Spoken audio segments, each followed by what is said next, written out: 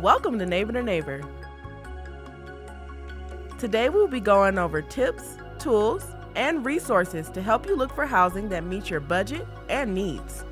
After this, you will be able to understand things to consider when searching for a rental, create and follow a budget, understand the difference between subsidized housing and affordable housing, know how to apply for subsidized and affordable housing, navigate through Neighbor to Neighbor's rental resource packet, look for housing online, use tips to avoid scams, understand what to look for upon moving into a home, gain knowledge on resources, learn about Neighbor to Neighbor's first month's rental assistance program.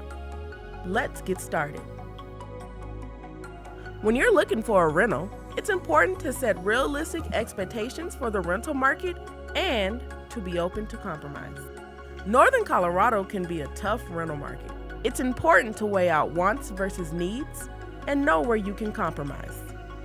For example, you really want hardwood floors, but the apartment with a carpet may be the option in your budget. We always suggest treating your housing search like a job search. Be prepared with items that landlords will ask for with a rental application. Have things like reference letters, pay stubs, and any other documentation lined up ahead of time.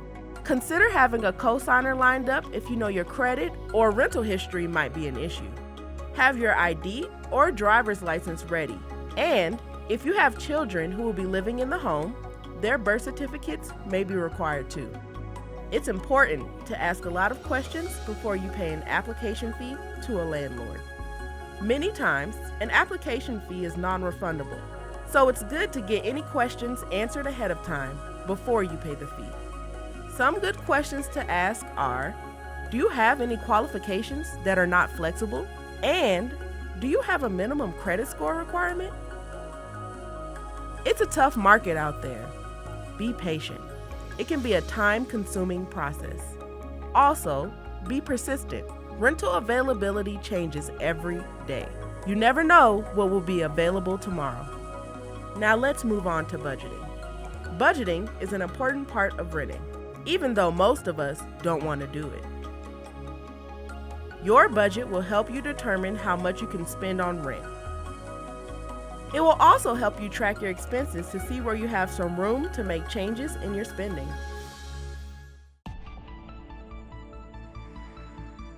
Let's start with how to calculate your income. When you calculate your income, use your net income, which is your take-home income, or the amount your checks are after taxes and anything else that has been taken out.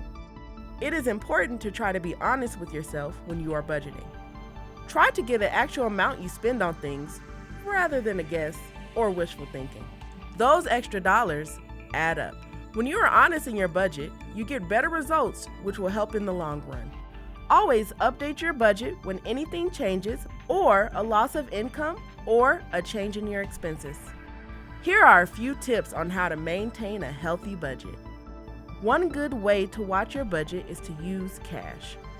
If you only have a set amount of cash for certain things, it's not as easy to overspend. Look at your spending monthly by reviewing with actual receipts. If you can, start setting aside money to put into savings. Having money in savings can be helpful when emergencies come up or when big expenses happen. One of the biggest parts of budgeting is to be flexible. Sometimes you will have to adjust and even cut some things out until you can afford them again. It is all a part of financial wellness. Now that we have reviewed budgeting, let's look at different housing types: subsidized and affordable housing. Let's start with subsidized housing. Subsidized housing is when the tenant pays no more than 30% of their monthly income on rent. The difference is paid by HUD. Subsidized housing is usually offered via a wait list. These wait lists are often many years long. You can apply at your local housing authority or rental properties that offer subsidized housing. If you are on a wait list for subsidized housing, be sure to update your information on a yearly basis. If you don't respond to the mail they send, you may be removed from this list. Now, let's discuss affordable housing. Affordable housing means there are units for below market price value to those who fit the guidelines. Eligibility is based on two factors: your household's income, and how many people are in your household. Neighbor to Neighbor offers a community rental resource packet which includes both market rate and affordable housing rentals. The packet can be found on our website. While the packet doesn't track actual availabilities, it is a helpful place to start your search. Keep in mind, landlords may have additional requirements in addition to those listed in the packet. This packet is one of the many great tools to get you started in your housing search. Let's take a look. Here we have our rental resource packet. The packet includes a section for Fort Collins, Loveland, mobile homes, and senior housing. Look at the columns at the top of the page and determine which columns are important to you and your circumstances. The columns listed are to give you information on what each property may require. For example, if you have a criminal background, you may have to pay attention to the criminal background policy column. If you are wondering if the property accepts housing vouchers, you can find that under the housing voucher column. When using the packet, check availability of landlords who look like they might meet your needs. Cross off any that won't work for you. Don't waste your time calling a landlord who has qualifications that don't meet your needs. Let's look at some of the columns in more detail. The income requirement column can be confusing. Here's an example. If the apartment they are offering is, for example, $500, and the requirement states 2 times the amount of rent, that means that they require you to make 2 times the amount of that rent gross, so before taxes. So you would need to be bringing in at least $1,000 in gross income. The math is the same for each income requirement. The packet also includes a list of housing available for seniors and/or disabled. If the rent range says subsidized, it means that you would pay 30% of your income upon being accepted into this property. Usually, these properties have long wait lists that can range from 3 months to 2 years. If you have an eviction or owe any money to your landlord, the credit policy column will give you some information on what each property requires. If it says no evictions, that means the property will not be willing to work with you if you have had an eviction in the last 7 years. If it states case by case, the property may be willing to accept you with an eviction, but you may have to have additional requirements, for example, a cosigner, an extra deposit, or for you to resolve any past balances owed. If you have an eviction or owe any money to your landlord, the credit policy column will give you some information on what each property requires. In addition to the rental resource packet, you will also find our community resource packet on our website.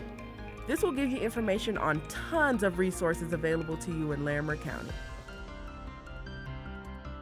Now, let's begin searching for a rental online. There are many online tools that are useful. Before you use anything online, you should keep these tips in mind. Beware of scams. If something looks too good to be true, it probably is. Don't give a potential landlord any money before you have seen the inside of the home. Be sure to get a receipt. Always verify the owner of the property. Every county has a property assessor website. To verify a property owner in Larimer County, you can use the Larimer County Assessor website. If the landlord you are working with does not own the property, get verification from the owner that they can rent to you. If they can't provide you verification, it may be a sign of a scam. Another good option when looking for rental housing properties online is Craigslist. Many properties in Larimer County are posted on Craigslist when they are available. There are also sometimes scams there, so be very careful. Many affordable housing properties post on Craigslist when they have availabilities. When looking on Craigslist, you should be as specific as possible in your search. Try to stay simple when using filters, such as entering a price range. Using too many filters may eliminate you from listings that could be a good fit. Another good site to use is Northern Colorado Rentals. Landlords must pay to post on this website, so there are not as many scams as Craigslist. This website is also very user-friendly. When using filters, use as few as possible. On either of these sites, you may find rooms to rent, apartments, townhomes, condos, studios, storages, and houses. Listings are constantly changing and being added, so use these sites often, every day if you can. Once you have found a home that meets your needs, it may be time to look into Neighbor to Neighbor's First Month's Rental Assistance Program. This assistance is available to households who are currently experiencing homelessness or about to become homeless. It can help with a portion of the first month's rent. If a person is moving into subsidized housing or has a Section 8 voucher, then we may be able to help with deposit instead of the first month's rent. To qualify, the new rental must be in Larimer County. You must also be able to provide a 6-month lease agreement. The lease agreement must also be unsigned. There is also income limits. This is posted on our website. If it is still unclear if you qualify, come visit us at one of our locations for help.